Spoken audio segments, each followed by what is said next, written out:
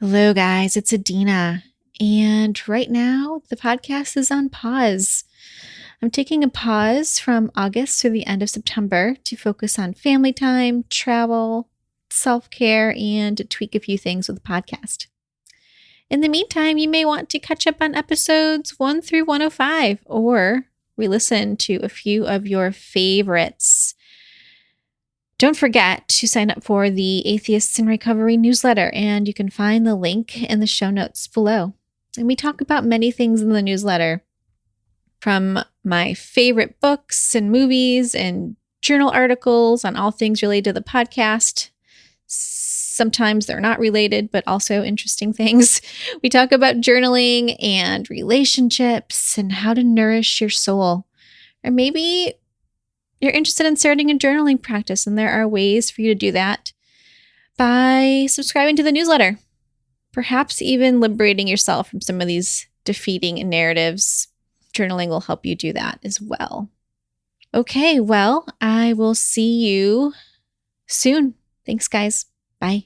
Welcome to the Atheist in Recovery podcast, where we talk about finding hope in recovery. And now your host, Dr. Adina Silvestri. Bonjour, Atheists in Recovery land, and welcome to episode 65 of the Atheists in Recovery podcast. And today we are talking to David Poses, and I'm excited about sharing this interview with everyone. I found David on Twitter, actually, and his tweets are remarkable. I mean, he's so vulnerable about his story. And anyway, I think you're really going to like the show. So today we talk a little bit about how a cop at David's high school had, quote unquote, sold him on using opioids when he said that opioids are used as a painkiller. And David thought, well, I'm in pain. So it was mental pain, but I'm in pain. So this will work for me. And he sort of romanticized the drug until not much longer after that, until he started using heroin as a symptom of a much bigger problem. But back in the 90s, these prominent addiction treatment centers, all they would use were 12-step models, and abstinence was sort of the only way. And there are a lot of treatment centers today that will only use that model as well. So David wasn't buying into that. He felt that he doesn't have a higher power, and he talks a little bit about his spirituality in the beginning, but he doesn't have a higher power. He doesn't believe that this prayer answering God is going to come down and save him. And so he really struggled with treatment until years later he found buprenorphine. And so he talks a little about buprenorphine as, a maintenance drug and how that really saved him. And we also talk a little bit about drug policy towards the end, and David talks about his miracle future. Okay. On to my guest, David Poses. David is a writer and activist at the intersection of science and policy for drugs and addiction treatment. He lives in New York with his wife and kids. David is a recovering heroin addict. Okay, guys. I hope you enjoy the show. David Poses, welcome to the show. Thank you. I'm so happy to be here. So I am very excited to have you here. And I want to start this conversation inquiring about your deepest roots from childhood. I was depressed before I knew what depression was. I have so many memories from, as far as I can remember, of my mom asking, why are you so sad? Don't you want to be happy? And I didn't know why I was sad. And I knew that I didn't want to be sad, but I didn't know how to talk about it. And I felt like something was terribly wrong with me. Of course I want to be happy, but I can't, make it happen. Mm-hmm. My parents divorced when I was 4. And then my mom started taking me to weekly therapy sessions. And the shame of the depression was just as bad with a psychiatrist. So I didn't feel comfortable talking about it. And I mean, I basically just kind of honed my acting skills. Oh, wow. At a very young age, and learned how to smile and tell jokes and deflect. And that was that. So they put me on antidepressants in my early teens, and nothing worked. I'd heard about heroin in fifth grade at a drug prevention assembly. This cop came to my school and he told us why you don't want to drink because you can't drive, and you don't want to smoke pot because it makes you stupid. And he had something to say about every substance, and they all sounded, I had no problem with the just say no vow until he got to heroin. And he said it was originally a painkiller, and it's so powerful that it makes you not have any feelings. And he said that, like it was bad. And right. I'm in. And he talked about the poppy flower, this evil flower that it comes from.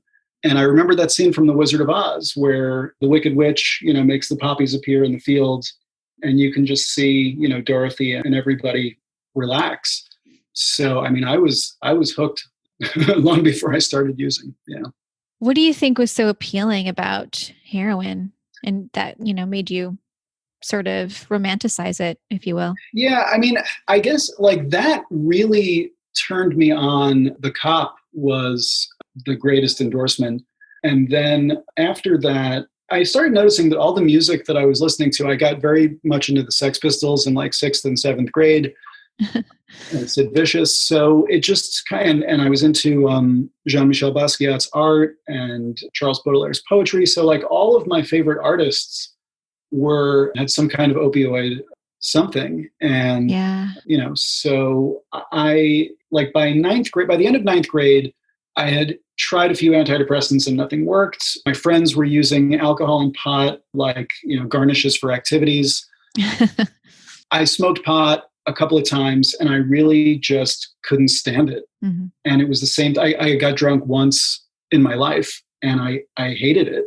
The feeling of being intoxicated, it just wasn't for me. I mean, reality was not my problem. I was the problem. So by the time I got to heroin, I was just wanting to die.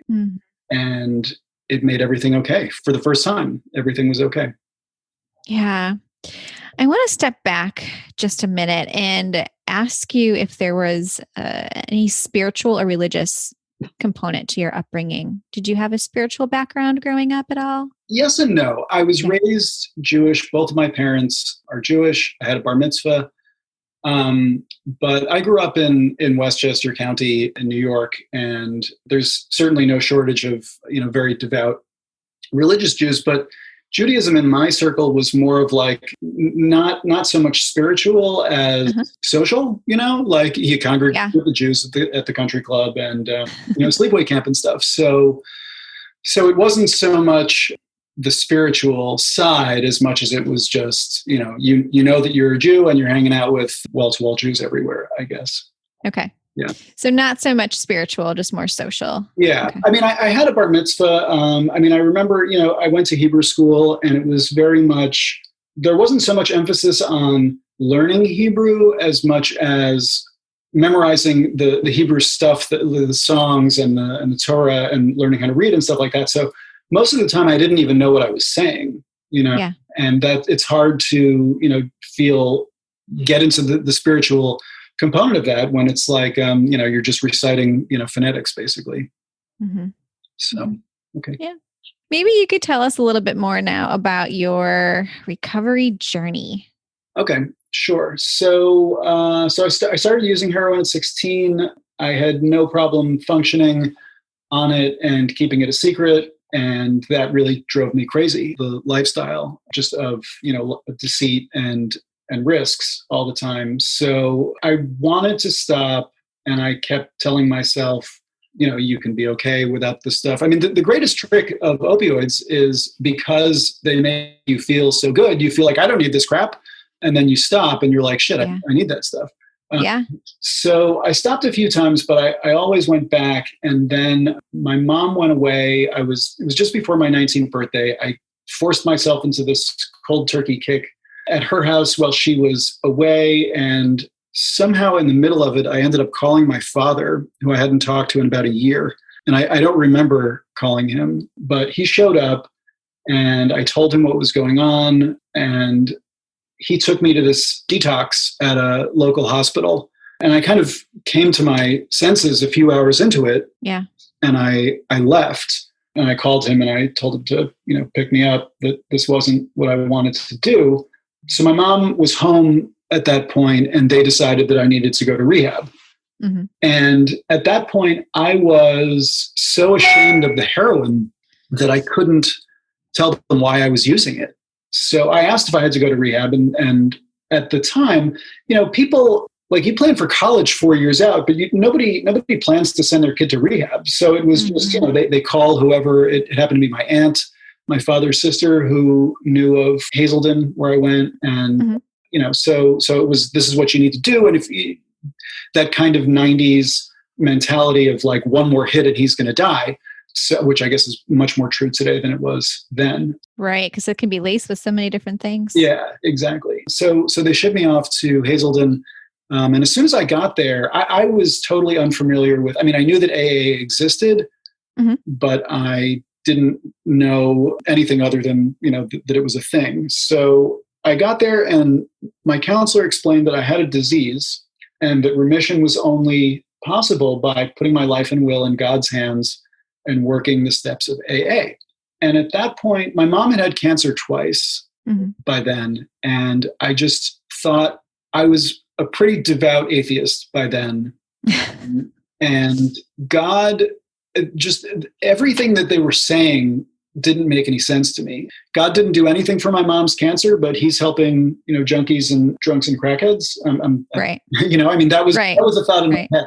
I don't mean to be using stigmatizing language, but that's what I was thinking.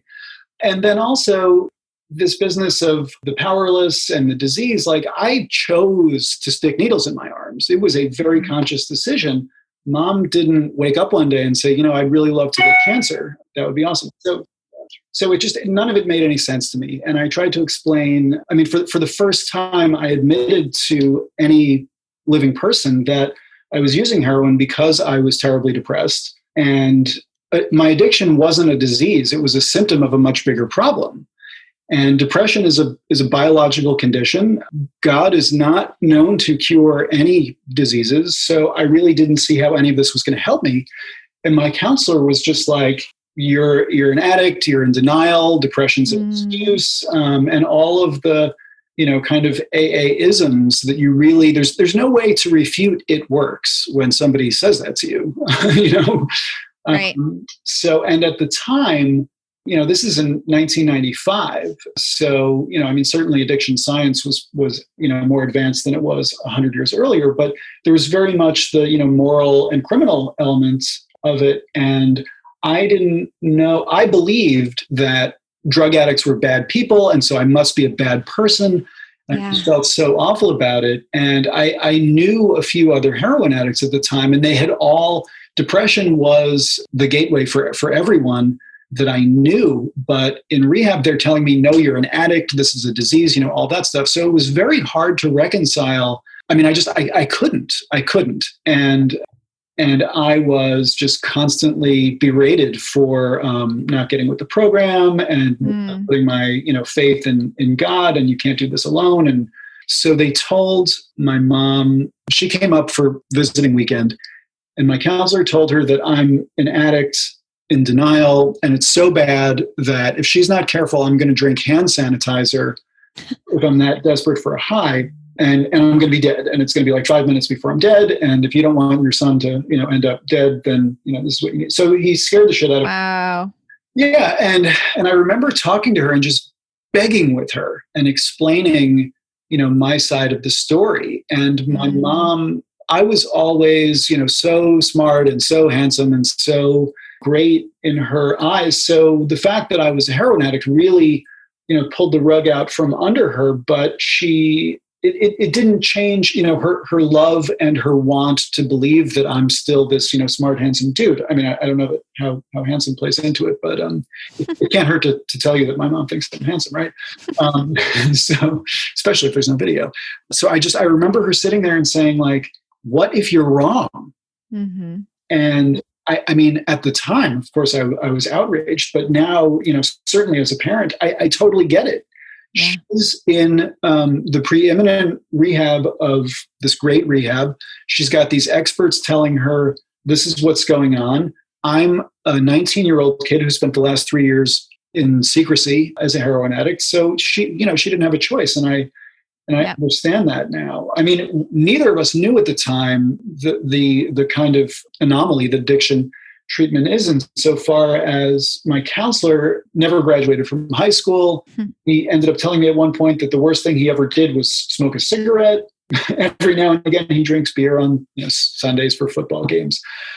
So he really, he was just a guy who showed up for a job, and they trained him, and they trained him in addiction is the problem. So, and addicts lie, and this is what addict behavior is. And so I understand how in his eyes, I was an addict in denial. So they sent me to the director of the program, met with my mom and I, and they said that I had to go to this halfway house. Before rehab, I thought I was going to go to rehab and come home. But now it was, you need a halfway house, and maybe it's 6 months, maybe it's 18 months, who knows? And the deal was, you can't do this alone. You need to find your higher power. If you don't go to the halfway house, we're cutting you off, and all the tough love, business that we now know is, not the way to go. So I went to the halfway house reluctantly, knowing that it was insanity. And there was another